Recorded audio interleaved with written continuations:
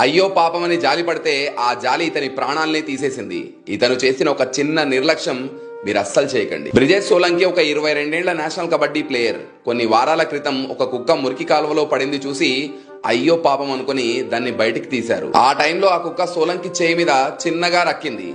బ్రిజేష్ చిన్నదే కదా అని లైట్ తీసుకున్నారు. కొన్ని వారాల తర్వాత ఎక్కడైతే కరిచిందో అక్కడ నల్లగా అవ్వడం, గొంతులో మంట, నీళ్లను చూస్తే భయపడడం, కంటి చూపు మందగించడం స్టార్ట్ అయింది. డాక్టర్ దగ్గరికి వెళ్తే రేబీస్ వ్యాధి అని కన్ఫర్మ్ చేసి దీనికి ఎలాంటి వైద్యం లేదని చేతులెత్తేశారు. కొన్ని రోజులకే రీసెంట్ గా బ్రిజేష్ సోలంకి రేబీస్ కారణంగా నరకం అనుభవిస్తూ చనిపోయారు. ఒక ఫేమస్ డాక్టర్ దీని మీద మాట్లాడుతూ వ్యాక్సినేటెడ్ అయిన కుక్కలు కరవడం వల్ల కూడా, నాకడం వల్ల కూడా రేబీస్ వస్తుందని చెప్పారు. అండ్ మెయిన్లీ రేబీస్ కి ఎలాంటి వైద్యం లేదు. అన్ఫార్చునేట్లీ రేబీస్ అయితే చావు తప్ప మరే దారి లేదు. డాగ్స్ ని ఇళ్లలో పెంచే వాళ్ళు కొంచెం జాగ్రత్తగా ఉండండి. మన ఒంటి మీద దెబ్బ తగిలిన చోట డాగ్స్ నాకినా లేదా కొరికినా లేదా డాగ్స్ సలైవా మన కళ్ళల్లో పడినా మన ప్రాణాలకే ప్రమాదం. డాగ్ పెట్ లవర్స్ కొద్దిగా జాగ్రత్తగా ఉండండి. ఇది మన ప్రాణాలకి సంబంధించిన విషయం. అండ్ ఈ విషయాన్ని వీలైనంత వరకు షేర్ చేయండి.